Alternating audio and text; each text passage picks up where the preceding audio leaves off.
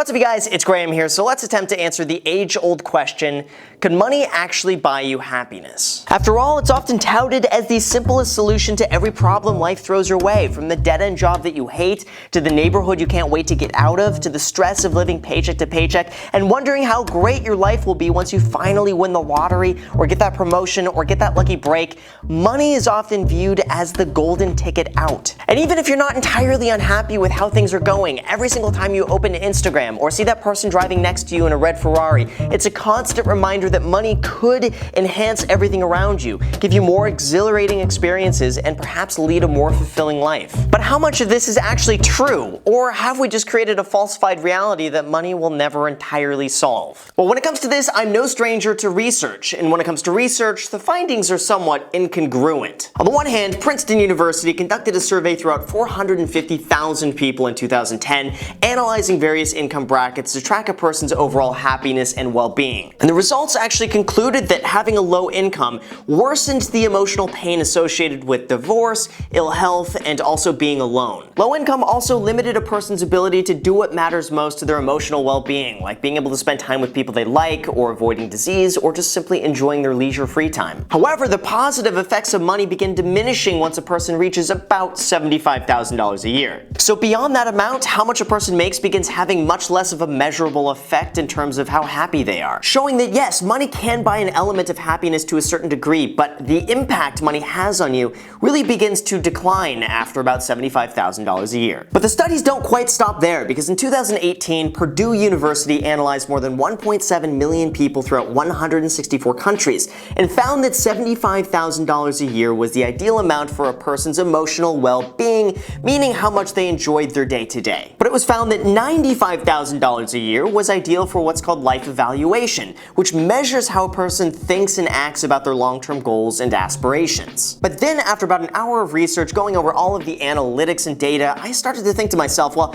$95,000 was the average throughout 164 countries, but how much will it cost to be happy here in the United States? And then within just a few minutes after that, I found my answer. $105,000 is how much it takes here in North America, not only to reach a peak state of happiness, but also life satisfaction in general. And then if you're a family supporting more than just yourself, then the amount of money you need to be happy is the square root of your family size times $105,000 a year. So a family of 4 would need $210,000, a family of 8 would need $297,000, and so on. But here's where things take a slightly different turn, because a study done by the Journal of Psychology found that money does indeed buy happiness if you know how to properly spend it. Because according to them, here's what you can buy that will make you happy. First, spend money on experiences and not things. Studies have shown that the effects of buying a material item quickly begins to fade once we get used to it, but the experience of doing something is something that our mind can constantly look back on, bringing us more positive emotion. And not only that, but our minds are more likely to recall experiences than we are material possessions, which have a more long-standing impact on our emotional well-being. And the research when it comes to this actually begins to go much deeper, because we're more likely to tie our own identities from our experiences than we are from our material purchases. And those experiences that we have are much more difficult to compare to someone else, leaving us with something that is really uniquely our own. Now, secondly, it was found that people get the most happiness when they spend the money on smashing the like button for the YouTube algorithm if you have not done that already. I had to throw that in there.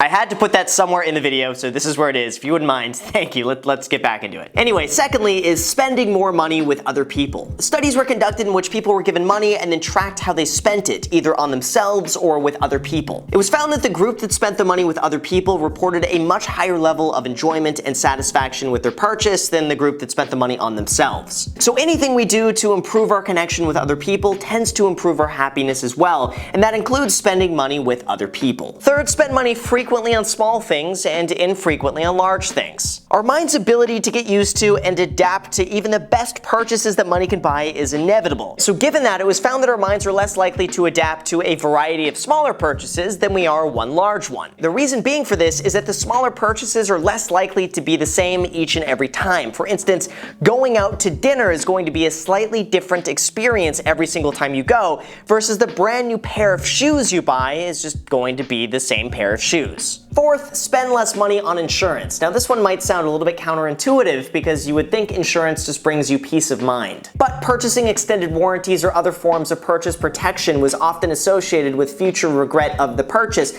and people were more likely to regret their purchase before they even bought it. Although when this was studied, it was actually found that a person is more likely to imagine a regret that is much worse than what they actually feel after they bought something, showing us that really the worst is just in our own mind. Now fifth, pay for things up front but then enjoy them later. Research has shown that people can derive an incredible amount of happiness and enjoyment from anticipating an event, even more so sometimes than the actual event itself. It's almost like just going on a vacation today and getting X amount of enjoyment from it versus going on a vacation next weekend and getting the same level of enjoyment from that, plus getting all the additional enjoyment from just being able to look forward to that. And I've mentioned this study before, but research has shown that when people go shopping, their brain actually receives the most amount of enjoyment from the anticipation of buying something, not the act of actually going and buying something. And when we go and look forward to an event, it'll bring on a stronger sensation of enjoyment than when we look back on a past event. All of this really comes down to one thing, and that would just be delayed gratification. Because not only do you still get to enjoy the event itself, but you also get to enjoy the anticipation leading up to that event, which allows you to more carefully think about your purchases and more carefully think about where your money is best spent. Now 6, think about what you're not thinking about. It was found that the further out an event is from actually happening, the more fondly we are to think about it. But as the event starts getting closer, do we start to realize all of the intricacies of that event that were previously overlooked? Like when thinking about buying a new car, you could think about all the great experiences associated with now having a new car without fully realizing that that car will one day need new tires, an oil change, and will need premium gas. So by thoroughly thinking through every level of detail and intricacy about what you want to buy,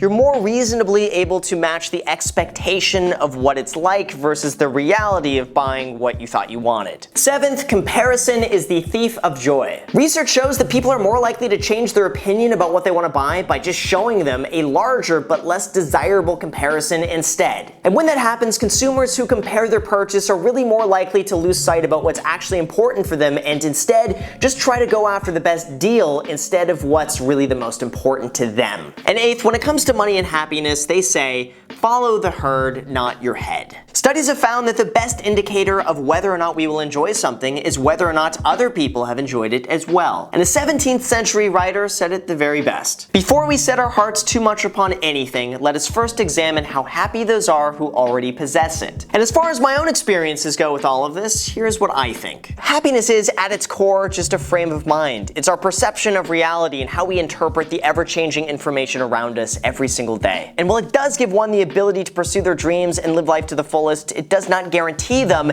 enjoyment from actually doing those things. Money just has the odd ability to exaggerate our current state of mind for better or for worse. Like if you're a pessimistic, miserable person without money, then chances are you getting money will only exacerbate those feelings. And if you're an optimistic, happy person without money, then having money will only enhance those same feelings. But having money is not the reason for someone's happiness, and in fact, I believe that in some situations, having money can actually make things worse. So many of us are just taught to think that when X happens, then I will be happy. And in our minds, we always think that happiness is something that takes place in the future, not right now, once certain events take place. But what happens is that our mind gets so wired into thinking, when this, then that we never truly stop to realize that now is the time where we should be enjoying ourselves and happy, not necessarily in the future. And the detriment to thinking this way is that we never truly live in the present and realize just how great things are right now. So the good news is that you don't need to be a multi-millionaire to be happy, because they're no happier than pretty much everyone else. So really, by seeing the positives in an event and really appreciating what you have and spending your money strategically on the things that matter the most, statistically you're most likely to be happy. And smash the like button if you haven't done that already. So with that said, you guys, thank you so much for watching. I really appreciate it. If you guys enjoy videos like this, as always, make sure to destroy the like button. Destroy the subscribe button, destroy the notification bell so YouTube notifies you anytime I post a video. Also, feel free to add me on Instagram. I post there pretty much daily, so if you want to be a part of it there, feel free to add me there. And also go and add me on my second channel that is called The Graham Stephan Show. I post there every single day. I'm not posting here, which means if you want to see me now every day, go and subscribe to me on that channel as well. So with that said, thank you again for watching, and until next time.